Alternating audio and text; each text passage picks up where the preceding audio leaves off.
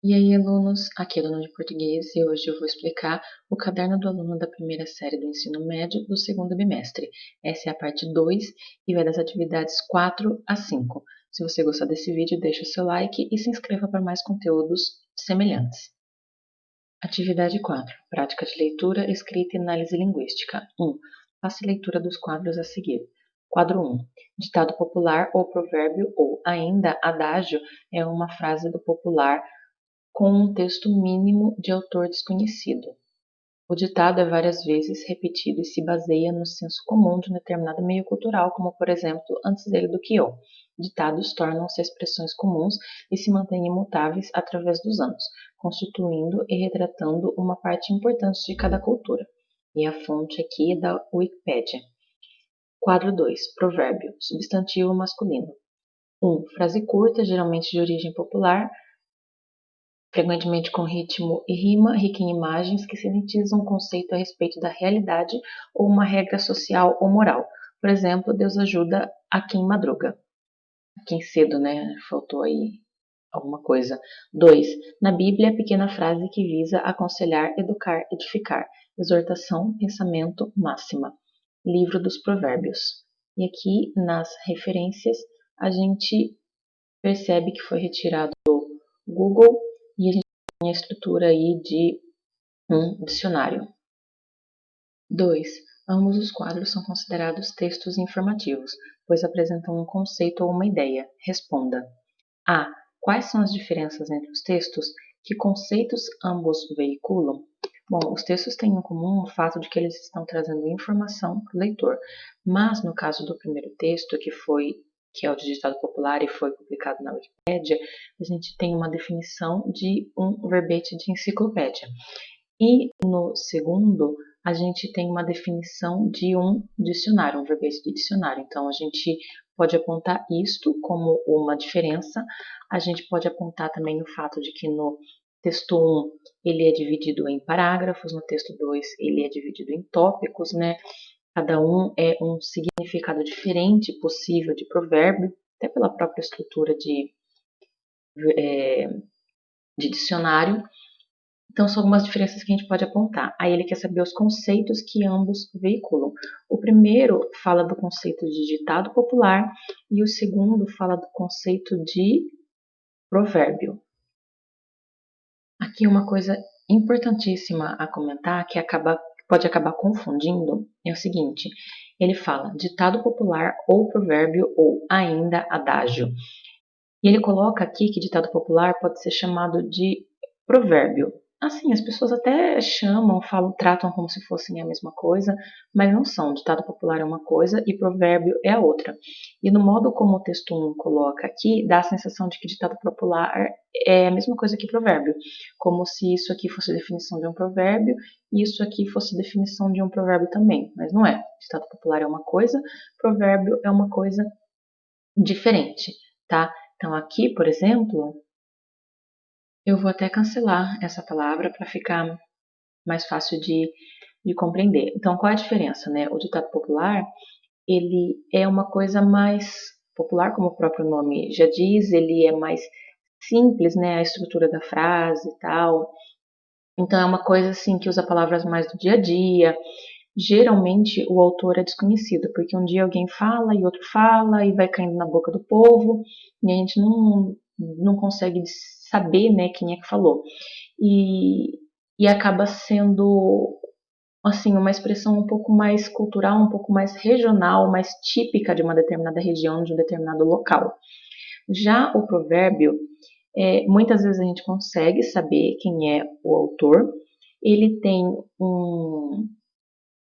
uma característica, assim, uma linguagem um pouco mais poética, com rimas, né? Então ele tem uma linguagem um pouco mais trabalhada, diferente da linguagem do ditado popular, que, como eu disse, ele é mais simples. A linguagem do provérbio é um pouco mais estilizada, mais trabalhada. O provérbio ele pode ser dito em vários países, vários locais, ele pode ser traduzido, ele é uma coisa assim um pouco mais ampla no sentido de alcance, né, do que o ditado. Agora, se o provérbio começa a ficar muito repetido, muito batido, ele pode começar a caminhar aí para se tornar ditado, tá? Mas estão aí comentando algumas diferenças, né, e semelhanças entre provérbio e ditado, mas o importante é frisar que eles não são a mesma coisa, tá? Como esse texto aqui pode sugerir. C. Na sua opinião, qual dos quadros... Perdão, B. A que gêneros pertencem os textos dos quadros 1 e 2? Então, o quadro 1 pertence ao gênero ditado popular e o quadro 2 pertence ao gênero provérbio. Ah, mas aqui está dizendo que é texto informativo. Tá, mas quando fala texto informativo, ele está falando da tipologia e não do gênero, tá? Gênero aí, no caso, é ditado popular do quadro 1 e provérbio do quadro 2. C. Na sua opinião, qual dos quadros traz mais informações? Justifique sua resposta. Daí aqui é uma questão pessoal. 3. No texto Comunicação Pós-Moderna, que hipóteses podem ser levantadas sobre o conteúdo da crônica? Então, ele tem aqui uma crônica para ler depois dessa questão 3.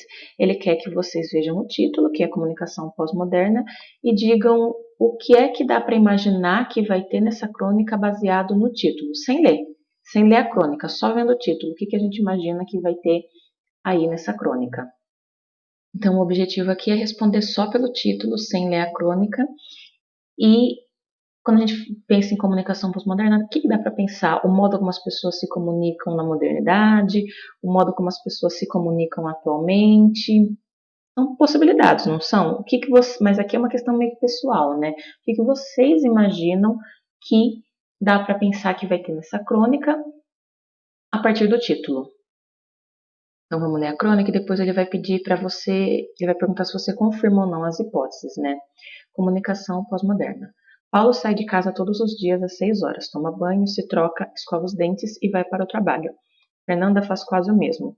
A diferença é que todos os dias ela leva nas mãos uma pequena sacola, onde carrega seu almoço e algumas frutas. Ambos fazem quase o mesmo trajeto diariamente, pegam o mesmo trem, lotado no mesmo horário, às 15 para às 7. Ela, mesmo com a sacola em uma das mãos, utiliza o smartphone com a outra, entretida. Ele, com um grande fone de ouvido que lhe tapa sobremaneira a lateral do rosto, faz o mesmo. Ela parece conversar com alguém. Ele assiste a um vídeo através de um famoso aplicativo para celulares. Depois de algum tempo, dentro do transporte público, Paulo e Fernanda descem na mesma estação, às vezes até pela mesma porta, e seguem cada um para seu local de trabalho, junto a uma pequena multidão que compartilha do mesmo trajeto, hábitos matinais, todos com olhos, ouvidos e mentes voltados para o aparelho, seja dentro ou fora do vagão. O rapaz é estagiário em uma empresa de telecomunicações e a moça uma executiva na área de finanças, assim como Suelen, Marcos, seu José e Dona Maria, que têm suas próprias profissões e que desceram na mesma estação naquele dia nublado de quinta-feira. Se Fernando e Paulo um dia se conhecerão, é impossível prever. Se perderem ou quebrarem o celular, talvez eles se conheçam. Caso o trem descarrile, obrigando as pessoas a se ajudarem, eles fatalmente não se conhecerão? 4. Retome a questão 3. As hipóteses levantadas podem ser confirmadas ou refutadas.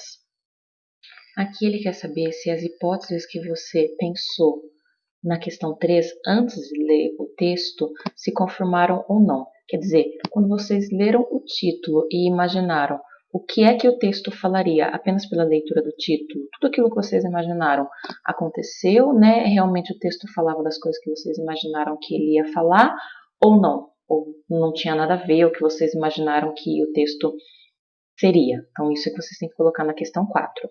5. De que forma ocorreu a comunicação entre as personagens do texto? Na realidade, não ocorreu exatamente uma comunicação, é exatamente essa a crítica do texto, inclusive.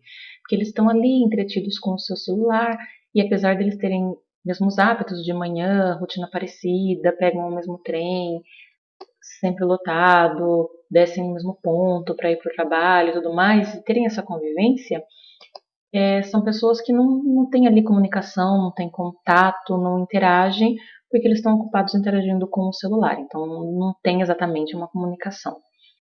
6. A dupla pontuação, exclamação e interrogação, no final do texto, sugere o quê? Quando a gente vê, pessoal, o ponto de interrogação junto com exclamação, a gente percebe que o autor está ao mesmo tempo fazendo uma pergunta e ao mesmo tempo mostrando espanto, susto, exclamação com alguma coisa. Então aqui, ao mesmo tempo, ele se pergunta se as pessoas vão se conhecer caso o trem descarrile, caso tenha um acidente algum dia, e ao mesmo tempo coloca espanto no sentido de que, nossa, se isso acontecesse um dia, eles finalmente iam se conhecer, iam se comunicar, iam interagir.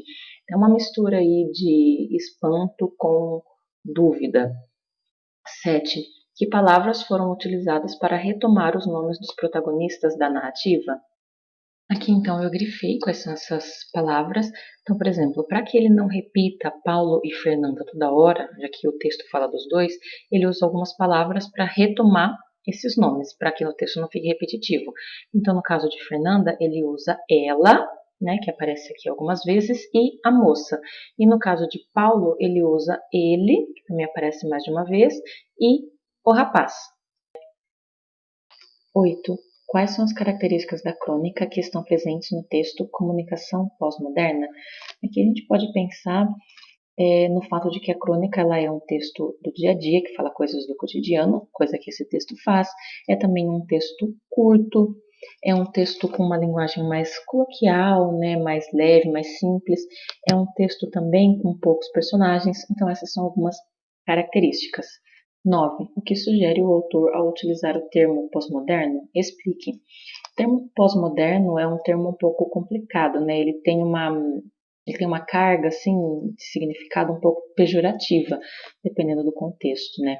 Pós-moderno é uma coisa que vem após o que é moderno. Então, a ideia de moderno começou a surgir na nossa sociedade ali mais ou menos na época da Revolução Industrial.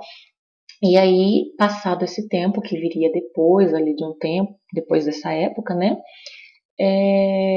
Começou a ser considerado pós-moderno. Então, a época que a gente viveria agora, tal, por já ter passado esse primeiro impulso da modernidade, seria uma época pós-moderna. Quando o autor utiliza esse termo, ele está querendo falar, né, de algumas características dessa época que a gente vive, né? Falar de características dessa comunicação que os personagens na realidade não têm, né? Aí nessa vivência que eles têm todo dia, de estar no mesmo espaço, tal, mas não se comunicarem. Então a gente pode dizer que o autor está sugerindo, né, a época, a situação, né, e o modo como essa comunicação se dá, ou na realidade não se dá. 10. Observe o trecho e responda. Paulo sai de casa todos os dias às 6 horas, toma banho, se troca, escova os dentes e vai para o trabalho. O que sugere a sequência de verbos? Então aqui a gente tem alguns verbos que estão grifados, todos eles estão concordando com Paulo, né, que é ele quem faz as ações, e todos eles estão no presente do indicativo. E aí eles sugerem ações habituais, né? Então o presente do indicativo ele tem várias funções. Uma delas, que é a do trecho, é ação habitual, né? Então é hábito, é coisa que ele faz sempre, que ele faz todo dia, que ele faz com frequência. B. O texto apresenta uma sequência lógica de tempos verbais. Em que ordem verbal aparecem? Comprove com partes do texto. A primeira parte dessa questão quer saber se tem uma lógica. Sim. Então vamos ver como, né? Aqui no primeiro parágrafo eu não grifei por conta de que a própria questão já colocou grifado para vocês, né? Então vamos considerar aqui os grifos verdes, o vermelho e os azuis, né? Os amarelos desconsidera que é de uma questão anterior. Então aqui percebam que de todos os verbos que tem aqui no texto, eu foquei no modo indicativo apenas. Então percebam que o que está em verde está no presente do indicativo, né? Utiliza, tapa, assiste e vai indicar as ações cotidianas que eles fazem todos os dias. Inclusive tem uma ordem que indica aqui, né? Que primeiro eles vão ter ali um momento no trem usando o smartphone, que depois eles vão descer na mesma estação. E aí depois a gente tem esse verbo em vermelho que está no pretérito perfeito do indicativo, que é uma ação já concluída, né? Que indica o momento em que termina essa rotina deles estarem juntos no trem. e aí eles, né, desceram na mesma estação, né, em um dia específico. Ele coloca aqui naquele dia específico de quinta-feira, nublado, mas ele está falando de todos os dias, né, da rotina. E depois tem aqui, conhecerão, que está em azul, que está no futuro do presente, do indicativo, e que vai indicar aí, assim, o que que aconteceria, né, o que que acontecerá no caso, se um dia eles se, se vissem sem o celular ou tivesse uma tragédia com o trem, né, se eles daí finalmente interagiriam, se comunicariam, relacionariam de alguma maneira. Então a gente tem essa sequência, né, essa lógica de primeiro os verbos no modo no presente do indicativo, indicando as ações cotidianas, hábito, depois o pretérito perfeito, né, que indica aí que acabou esse momento, né, dele narrar essas ações cotidianas, e aí verbos no futuro do presente que vão indicar a possibilidade, né, caso eles estivessem sem o celular um dia ou tivesse uma tragédia. 11. O que sugere a escolha da palavra fatalmente no final do texto? Sugere fatalidade, algo inevitável, algo trágico que aconteceria. 12. Como o celular é mostrado ou retratado no texto, o celular ele é retratado de uma maneira negativa, como algo que aliena as pessoas, como uma distração constante, que faz com que as pessoas estejam sempre ali ligadas só no celular e não se relacionem entre si. Atividade 5. Folheto. Folhetos são impressos que têm por finalidade dar informação ao público, geralmente sobre eventos, e podem conter data, local, horário, etc. Sofrem variações no que se refere à diagramação, design, à quantidade de informação. A principal função desse gênero do discurso publicitário é chamar a atenção das pessoas e divulgar o evento ou produto ao qual se refere. 1. Observe o folheto a seguir e responda. Faça desse dia especial, noite do Não precisa sair de casa, seus pais vão adorar. Você que nunca sai do celular, agora não precisará sair. Regras da festa. Não xingar ou brigar com os membros. Não escrever ou falar palavras de baixo calão. Áudio liberado. Nudes proibido. Chamar no privado liberado. 14 do 2. Elaborado especialmente para este material. A. Qual o objetivo do conteúdo do folheto? O objetivo do folheto, no caso, é divulgar essa festa, né, esse evento que vai acontecer pelo celular, é divulgar e atrair a atenção das pessoas para que elas participem. B. Qual é o público-alvo? O público-alvo, a gente percebe que são jovens, né, inclusive pelo que ele fala aqui, não precisa sair de casa, seus pais vão adorar, né, então a gente percebe que é mais focado para o público jovem, né, esse é o público-alvo. C. A ironia é um recurso estilístico em diferentes gêneros. Pode-se dizer que há ironia no folheto? Comente. Sim, tem ironia, né? Ele fala, né? Tipo, você nem gosta de sair de casa, mas, tipo, você nem vai precisar sair mesmo, né? Seus pais vão gostar, tal, inclusive. Então, são situações em que a gente percebe que ele está sendo irônico.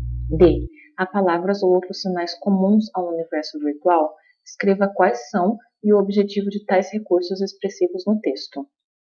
Na primeira parte da pergunta, que ele quer saber se tem palavras ou sinais do mundo virtual, sim, tem, né? Agora vamos ver quais são.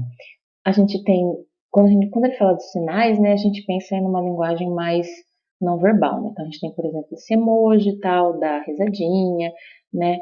Aí, agora aqui a gente, quando for pensando nas palavras, a gente tem app de aplicativo, a gente tem também nudes, né, que é típico da questão aí virtual, né?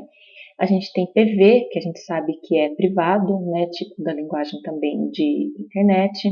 Então são algumas situações que vocês podem comentar. E, de acordo com o texto, por que os pais vão adorar e não os jovens? Aqui é porque os jovens não vão nem sair de casa, né? Então os pais vão estar ali tranquilos que eles não vão sair, né? Vai ser feito com o jovem em casa mesmo porque é do celular. F. Você participaria da festa divulgada no folheto? Justifique. Daí aqui é uma questão pessoal. G. No texto, há características de linguagem prescritiva? Comprove com partes do folheto. Na primeira parte da pergunta, sim, tem características prescritivas, né? Um texto prescritivo é um texto que dá orientações, recomendações sobre algo, né? Então, aqui a gente tem, e é muito comum no texto publicitário, nessa linguagem prescritiva. A gente tem, por exemplo, aqui ó, um verbo no imperativo, que está dando um comando, né? Está dando aí um comando mesmo, tipo, para que a pessoa possa aderir, né, à festa, faça desse dia especial. Depois aqui a gente tem uma série de regras, né, de orientações sobre o que pode fazer e o que não pode fazer na festa, né? Então é típico também de linguagem prescritiva. Então, só alguns exemplos para que vocês possam justificar a resposta. Com isso, nós terminamos a parte 2 desse caderno do aluno. Muito obrigada a você que me acompanhou até aqui. Se esse vídeo te ajudou, compartilhe com seus amigos e fique ligado que logo mais vem conteúdo semelhante. É isso e até a próxima. Tchau, tchau!